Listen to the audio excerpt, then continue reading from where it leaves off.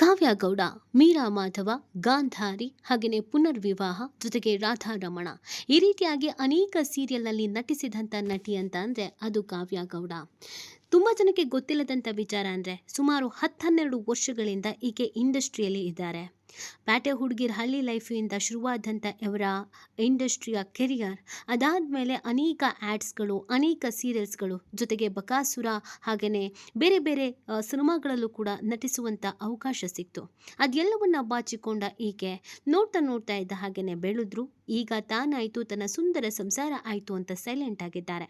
ಆದರೆ ಅದ್ಯಾಕೋ ಗೊತ್ತಿಲ್ಲ, ಕಾವ್ಯ ಗೌಡನ ಕಂಡ್ರೆ ಅನೇಕರಿಗೆ ಹೊಟ್ಟೆ ಕಿಚ್ಚು, ಹೊಟ್ಟೆ ಉರೆ. ನಮ್ಮ ಜನನೇ ಹಾಗೆ. ಯಾರಾದರೂ ಚೆನ್ನಾಗಿದ್ದಾರೆ, ವೆಲ್ ಸೆಟಲ್ಡ್ ಅಂತ ಅನಿಸಿದ್ರೆ ಅಥವಾ ಅವ್ರ ಜೀವನದಲ್ಲಿ ಎಲ್ಲವೂ ಚೆನ್ನಾಗಿದೆ ಅಂತಂದರೆ ಉರಿ ತಡೆಯೋಕ್ಕಾಗಲ್ಲ. ಅದಕ್ಕೆ ಏನು ಬೇಕೋ ಹೇಗೆ ಬೇಕೋ ಹಾಗೆ ಮಾತಾಡ್ತಾರೆ. ಆದರೆ ಎಷ್ಟು ದಿನ ಅಂತ ಸಹಿಸ್ಕೊಳ್ಳೋದಕ್ಕೆ ಸಾಧ್ಯ? ಇದೀಗ ಕಾವ್ಯ ತಿರುಗಿ ಬಿದ್ದಿದ್ದಾರೆ. ಯಾರ್ಯಾರು ಕೊಂಕು ಮಾತಾಡಿದ್ರೋ, ಯಾರ್ಯಾರು ಉರ್ಕೊಂಡು ಮಾತಾಡ್ತಿದ್ರೋ ಎಲ್ರಿಗೂ ಖಡಕ್ಕಾಗಿ ಉತ್ತರ ಕೊಟ್ಟಿದ್ದಾರೆ. ಹೌದು, ಕಾವ್ಯ ಯಾವತ್ತೂ ಯಾವುದೇ ಕಾಂಟ್ರವರ್ಸಿಗಳನ್ನು ಮಾಡ್ಕೊಂಡವ್ರಲ್ಲ. ತಾನಾಯಿತು, ತನ್ನ ಕೆಲಸ ಆಯಿತು ಅಂತ ಇರುವವರು. ಇಂಡಸ್ಟ್ರಿಯಲ್ಲೂ ಕೂಡ ಒಳ್ಳೆ ಹೆಸರು ಸಂಪಾದಿಸಿದ್ದಾರೆ. 12 ವರ್ಷ ಇಂಡಸ್ಟ್ರಿಯಲ್ಲಿ ಇದ್ರೂ ಕೂಡ ಯಾರ ಜೊತೆಗೂ ಅಫೇರು, ಇನ್ನೊಂದು ಮತ್ತೊಂದು ಯಾವುದೂ ಹೆಸರು ಇಲ್ಲ. ತಾವಾಯಿತು, ತಮ್ಮ ಕೆಲಸ ಆಯಿತು ಅಂತ ಸಂಪ್ರದಾಯ ಹುಡುಗಿಯಾಗಿ ಮನೇಲಿ ತೋರಿಸಿದವರನ್ನ ಮದುವೆ ಆಗಿ ಮಗಳು ಸಂಸಾರ ಅಂತ ಚೆನ್ನಾಗಿದ್ದಾರೆ. ಇಂಥ ಕಾವ್ಯ ಗೌಡಂಗೆ ಹೋಗಿ ಬಂದು ಕಮೆಂಟ್ ಮಾಡ್ತಾ ಇದ್ರೆ ಸುಮ್ಮನೆ ಬಿಡ್ತಾರಾ? ಸರಿಯಾಗಿ ಉತ್ತರವನ್ನು ಕೊಟ್ಟಿದ್ದಾರೆ. ಅನೇಕರ ಪ್ರಶ್ನೆಗಳಿಗೆ ಉತ್ತರಿಸಿದ್ದಾರೆ. ಹಾಗಿದ್ರೆ ಕಾವ್ಯ ಗೌಡ ಯಾಕೆ ಆ ಥರ ಸಿಟ್ಟು ಮಾಡಿಕೊಂಡ್ರು, ಬೇಜಾರು ಮಾಡಿಕೊಂಡ್ರು, ಅಂಥದ್ದೇನು ಸಮಸ್ಯೆ ಆಯಿತು? ಇದೆಲ್ಲವನ್ನ ಹೇಳ್ತಾ ಹೋಗ್ತೀವಿ. ಆದರೆ ಇಲ್ಲಿವರೆಗೂ ನಿಮ್ಮ ಮೆಘಾ ಸುದ್ದಿಯನ್ನು ಸಬ್ಸ್ಕ್ರೈಬ್ ಮಾಡಿಲ್ಲ ಅಂದರೆ ಈಗಲೇ ಸಬ್ಸ್ಕ್ರೈಬ್ ಮಾಡಿ. ಹೆಚ್ಚಿನ ಮಾಹಿತಿಗಾಗಿ ಬೆಲ್ ಐಕಾನ್ ಪ್ರೆಸ್ ಮಾಡೋದನ್ನು ಮರಿಬೇಡಿ. ಹೌದು, ಸೆಲೆಬ್ರಿಟಿಗಳು ಅಂತ ಅಂದರೆ ಅವರು ಬಣ್ಣದ ಲೈಫು, ಕಲರ್ಫುಲ್ ಜೀವನ ಮಾಡ್ತಾ ಇರ್ತಾರೆ. ಅದಲ್ಲದೆ ಹೈಫೈ ಜೀವನ ಕೂಡ ಹೌದು. ಅದು ಅವರಿಗೆ ಎಲ್ಲಿಂದ ದುಡ್ಡು ಬಂತು, ಹೇಗೆ ದುಡ್ಡು ಬಂತು ಅಂತ ಕೇಳೋದು ನಾರ್ಮಲ್ ಜನರ ಕುಂಕು ಮಾತು. ಅಂಥದ್ರಲ್ಲಿ ಕಾವ್ಯ ಗೌಡ ಇತ್ತೀಚೆಗಂತೂ ಸಿಕ್ಕಾಪಟ್ಟೆ ಬ್ಯುಸಿ ಆಗಿದ್ದಾರೆ. ಯಾವುದೇ ಸಿನಿಮಾಗಳು ಮಾಡ್ತಾ ಇಲ್ಲ, ಸೀರಿಯಲ್ಗಳು ಮಾಡ್ತಾ ಇಲ್ಲ.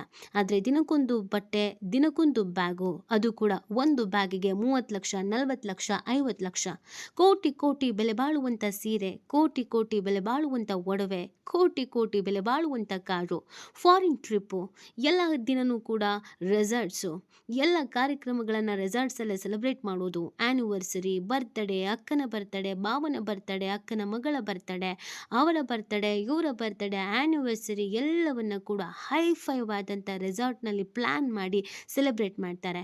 ತಿಂಗಳಿಗೊಂದು ಟ್ರಿಪ್ಪು ಅಂತ ವಿದೇಶಕ್ಕೆ ಹೋಗಿ ಬರ್ತಾರೆ. ಅವರು ಹಾಕುವಂಥ ಬಟ್ಟೆ, ಅವರು ಉಪಯೋಗಿಸುವಂಥ ಬ್ಯಾಗು, ಸ್ಲಿಪ್ಪರು, ಇದೆಲ್ಲದ್ರ ಮೇಲೂ ಕೂಡ ನಮ್ಮ ಜನಕ್ಕೆ ಕಣ್ಣು ಬಿದ್ದುಬಿಟ್ಟಿದೆ. ಹಾಗಾಗಿ ಹೋಗಿ ಬಂದು ಪಾಪ ಯಾವುದಾದ್ರೂ ಒಂದು ಫೋಟೋ ಹಾಕಿದ್ರು ಅಂತಂದರೆ ಹಿಂಸೆ ಮಾಡೋದಕ್ಕೆ ಶುರು ಮಾಡಿದ್ರು.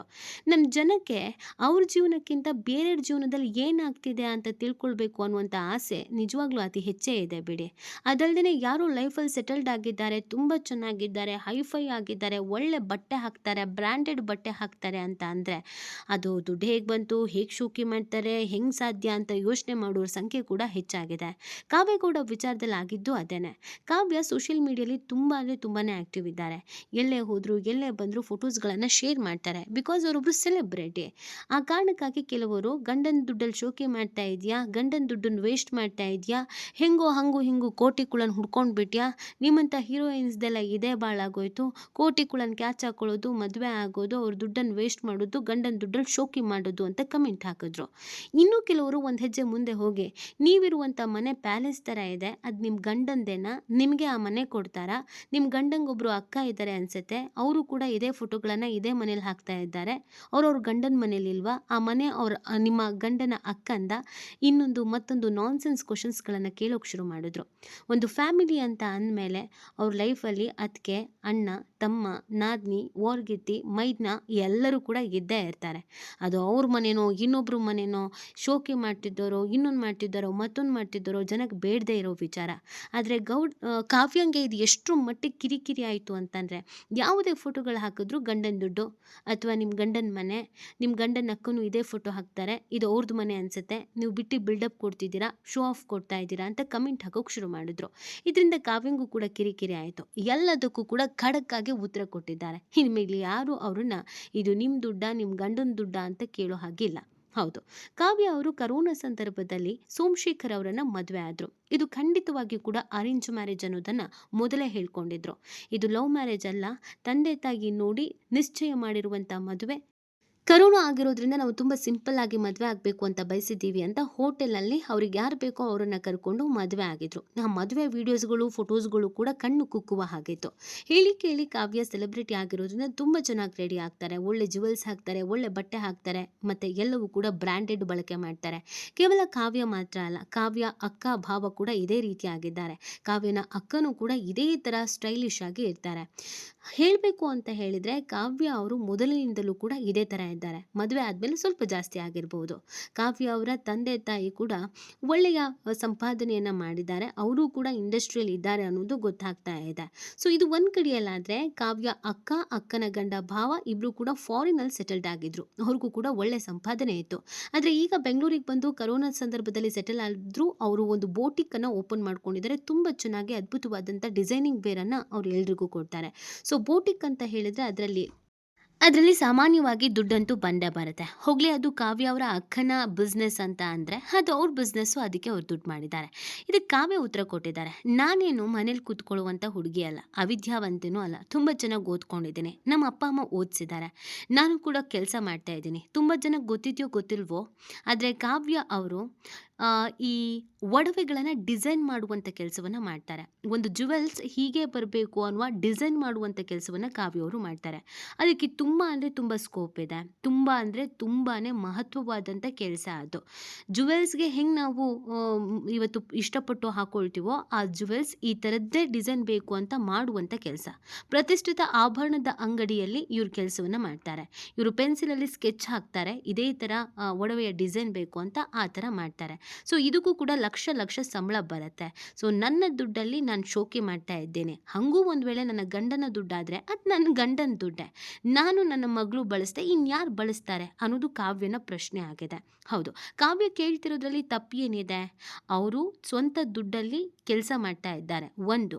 ಇನ್ನೊಂದು, ಅವ್ರು ಏನು ಶೋಕಿ ಮಾಡಬೇಕು ಅಂತ ಅಂದ್ಕೊಂಡಿದ್ದಾರೆ, ಆ ಶೋಕಿಗೆ ಅವರು ದುಡಿದ ಹಣದ ಜೊತೆಗೆ ಅವ್ರ ಗಂಡನ ಹಣವು ಕೂಡ ವ್ಯಯ ಆಗತ್ತೆ. ಸೊ ಹೀಗಿರಬೇಕಾದ್ರೆ ಬೇರೆಯವ್ರು ಯಾಕೆ ಹೊಟ್ಟೆ ಉರ್ಕೊಳ್ಬೇಕು ಅನ್ನೋದು ಪ್ರಶ್ನೆ. ಕಾವ್ಯ ಅವರು ಸಿನಿಮಾಗಳನ್ನು ಸೀರಿಯಲ್ಗಳನ್ನು ಕಮ್ಮಿ ಮಾಡಿರ್ಬೋದು, ಆದರೆ ಅನೇಕ ಆ್ಯಡ್ ಶೂಟ್ಗಳನ್ನು ಮಾಡಿದ್ದಾರೆ. ಒಂದೊಂದು ಆ್ಯಡ್ಗೂ ಕೂಡ ಲಕ್ಷ ಲಕ್ಷ ಎಣಿಸ್ತಾರೆ.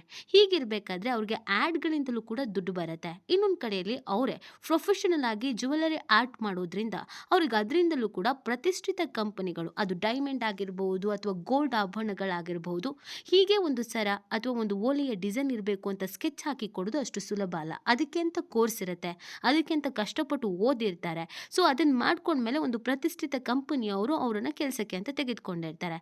ಇದನ್ನೇನು ಪುಕ್ಷಟೆ ಮಾಡಿಸ್ಕೊಡಲ್ಲ, ಅದಕ್ಕೂ ಕೂಡ ಸಂಬಳ ಬರುತ್ತೆ. ಇದರಲ್ಲಿ ನನ್ನ ದುಡ್ಡು ಇದೆಯಲ್ವಾ, ನಾನು ದುಡಿತೀನಿ, ನಾನು ಶೋಕಿ ಮಾಡ್ತೀನಿ. ಇದರಲ್ಲಿ ನಿಮಗೇನು ಹೊಟ್ಟೆ ಅವ್ರಿ? ನೀವುಗಳು ಚೆನ್ನಾಗಿರಿ, ನೀವು ಕಷ್ಟಪಡಿ, ನೀವು ದುಡಿರಿ, ನೀವು ಕೂಡ ನನ್ನ ಹಾಗೆ ಶೋಕಿ ಮಾಡಿ ಅಂತ ಹೇಳಿದ್ದಾರೆ. ಸೊ ಸರಿಯಾದಂಥ ಉತ್ತರವನ್ನು ಕೊಟ್ಟಿದ್ದಾರೆ. ಇನ್ಮೇಲಾದರೂ ಬೇರೆಯವರ ಲೈಫ್ ಬಗ್ಗೆ ನೀವು ಹೆಂಗೆ ದುಡ್ಡು ಖರ್ಚು ಮಾಡ್ತೀರಾ, ನಿಮಗೆ ಎಲ್ಲಿಂದ ದುಡ್ಡು ಬಂತು ಅಂತ ಕೇಳೋದನ್ನು ಬಿಡಬೇಕು.